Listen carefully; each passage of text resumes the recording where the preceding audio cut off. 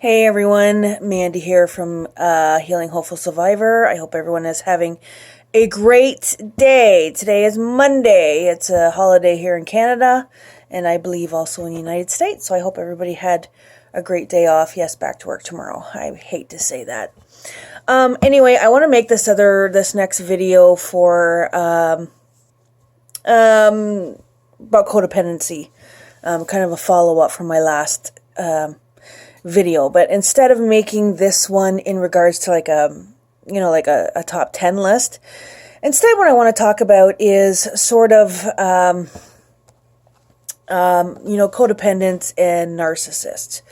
Now, we know that the two of them attract each other, which is yin and yang type thing, but I watched a video not long ago, and he was talking about narcissists and how narcissists usually end up alone near the end of their life. They end up alone. They're as it was explained, they're the old person in the corner of the nursing home that nobody wants to talk to. Unfortunately, and I hate to say this, and I don't want anybody to get offended, because that is not my intention. Narcissists end up alone. They do. I've seen this happen in my own family, because they are toxic AF.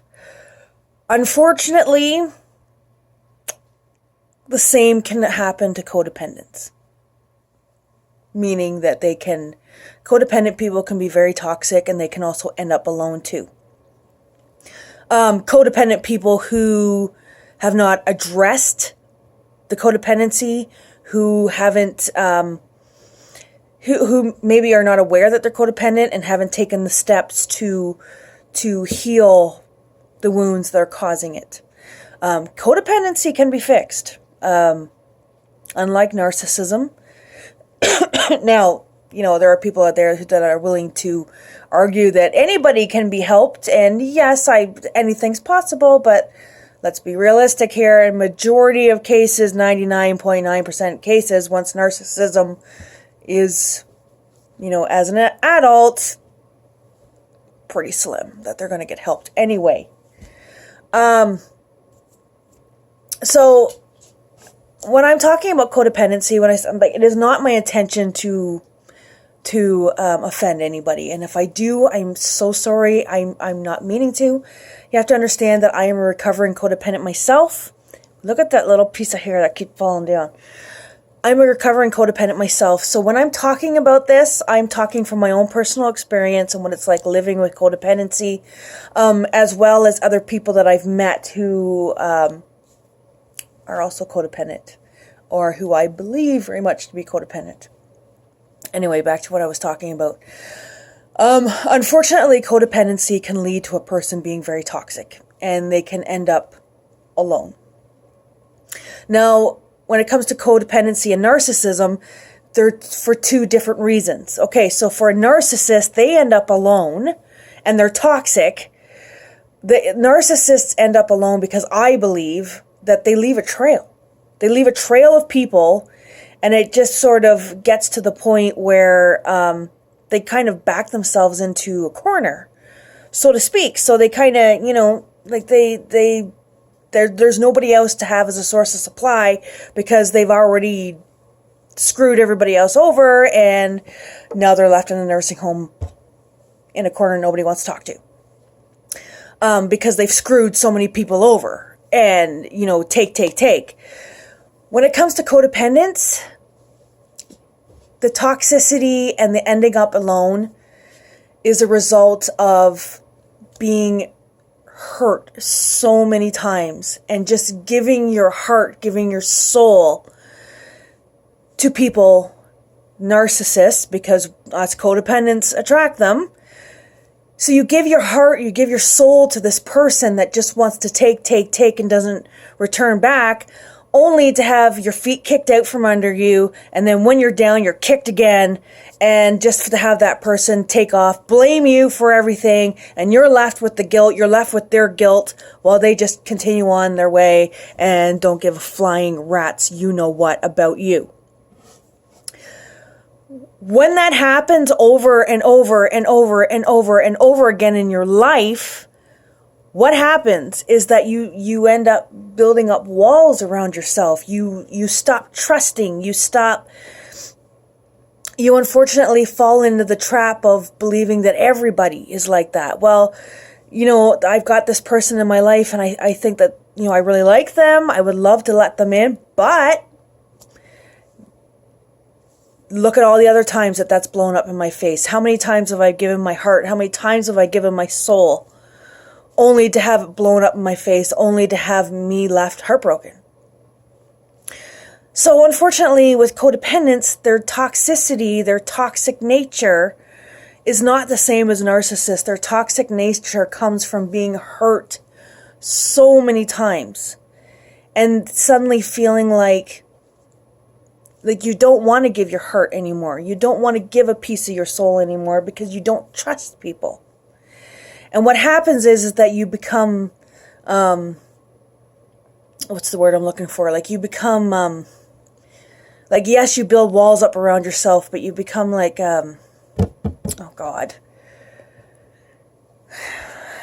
I've got the brain fog. Hardened. Your emotions become hardened. So you're almost you become so protected of your emotions that you become afraid to express them. And then when somebody does try to come into your life and be a friend to you or something else, you don't trust them. And you just kind of sabotage the relationship because it's happened so many times, you're now well, I'm going to end this before they can do to me what so many others have done to me in the past.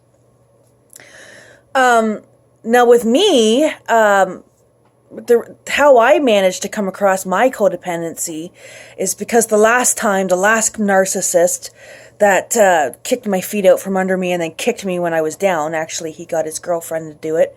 He was a business partner, but the one that kicked me was his girlfriend because he was whatever. I came across my codependency because I had my feet kicked out from under me. Yes, I was kicked when I was down.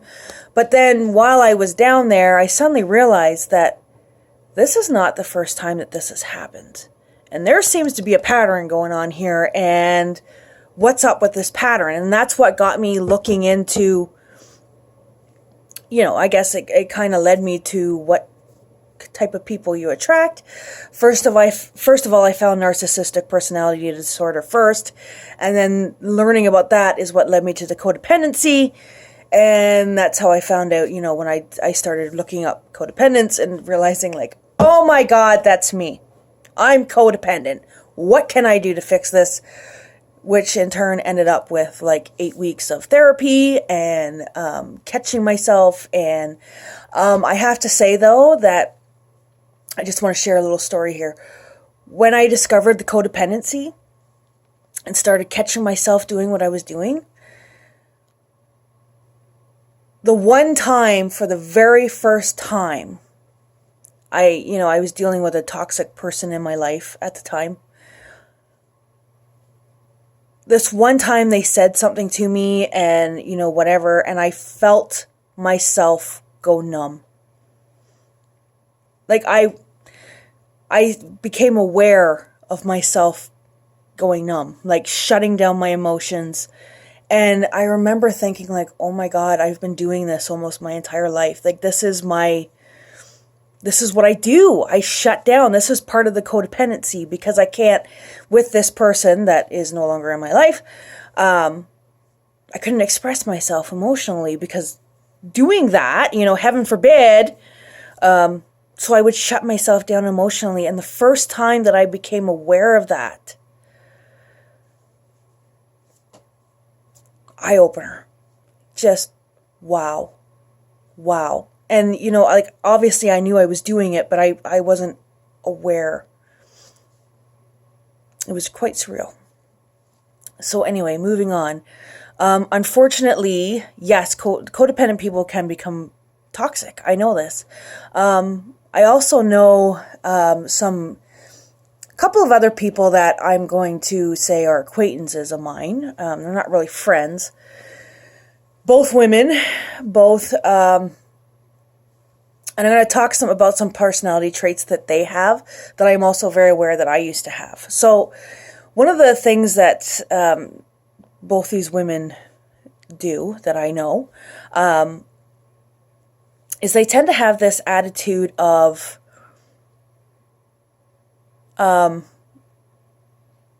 judgment. Yes, they tend to be very quick to judge. But they tend to have this attitude of, well, like their way of thinking is the right way and the only way. And if somebody else does things differently or has a different way of thinking, there's no excuse for that. Like it doesn't necessarily mean the other person is wrong and they have their reasons for thinking that way. It's automatically nope, that person's wrong and they should not be doing that. And oh my God, they're so quick to judge. I myself was like that. I'm not proud of it. I'm ashamed to admit it. I myself, and unfortunately I still catch myself doing this. To be really careful, it's something I'm working on. But I was so judgmental before I got a hold of the codependency and realized that I was. Yeah, I kind of had that way of thinking. If you're not doing things the way I do, my way of thinking is the only way and the right way. And if you're not on the same wavelength as I am, well, you're wrong, not me. No, there's no way. Okay, maybe it wasn't quite as dramatic as that, but you get the gist that I'm saying. Another thing that I notice with codependent people, once they build those walls up, just like I did, is they tend to push people away. Push people away by the judgmental attitude, pushing people away with, if you don't think like I do, you're wrong and I'm right. My way of thinking is the only way. But as I mentioned before, kind of like sabotaging relationships, because it's happened so many times. Like, obviously it's been with a narcissist because, like I mentioned, we attract these buggers into our life. But, because being hurt so often and feeling like you don't matter and people taking advantage and take, and you give, just to be left heartbroken and feeling like you didn't matter. Like when that happens so many times, you just shut down emotionally and you don't want to get close to people. So you push people away. You sabotage us codependents, sabotage relationships because, and I know that I touched on this before, but I'm going to say it again. It happens because the past. It's happened so many times, and you might be not recognizing the pattern and realizing that there's a reason for it. And unfortunately, we kind of fall into this way of thinking as everybody's like that. Everybody's like that. I can't trust anybody, so I'm going to shut down. I'm going to sabotage my relationship. I'm going to hurt them before they hurt me. Kind of way of thinking.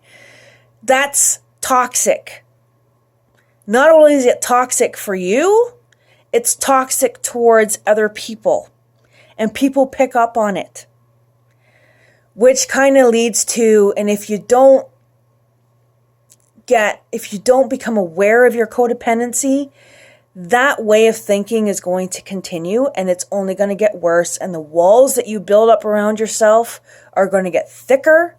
You're going to get harder and you're going to be harder to get along with. And just like the narcissist, unfortunately, the codependent can end up alone too, where everybody's gone for different reasons, but the ending is the same. And this is what's really, really tragic, because codependents and narcissists, I know that codependents can have narcissistic traits, and they can have, like, especially if you were raised by a narcissist, right? Like, you can't help it. It's what you know. But codependents, okay, I've lost my train of thought. It's the brain fog, menopause. I'm sorry. It's codependents are narcissistic people don't care. Narcissists don't give a flying rat's butt about you. It's all about you being the source of supply and what they can get out of you and how they can destroy you and turn you into the shell of the person that you once were. Codependents, we have this huge heart and we are full of so much empathy and we are full of so much love. But unfortunately, we're attracting these a-holes into our life that just see that. They see that big heart and they see that we have so much to give. Oh, there's a source of supply that I can just take from and then leave them and love them and leave them. You know, oh well, maybe you shouldn't have fallen for my bullshit lies.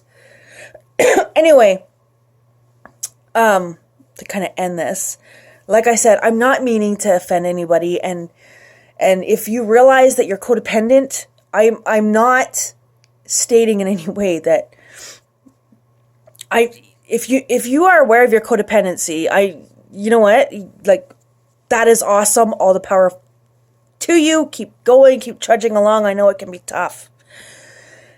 I urge anybody out there to look up. There might be people out there who are not aware that they're codependent.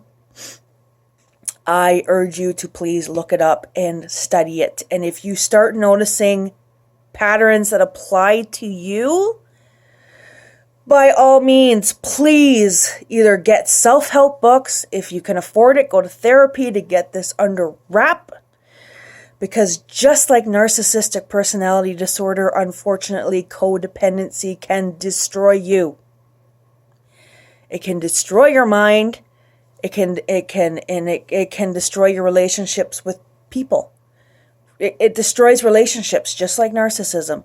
Different reasons, but please don't be one of those codependents who ends up alone. You are so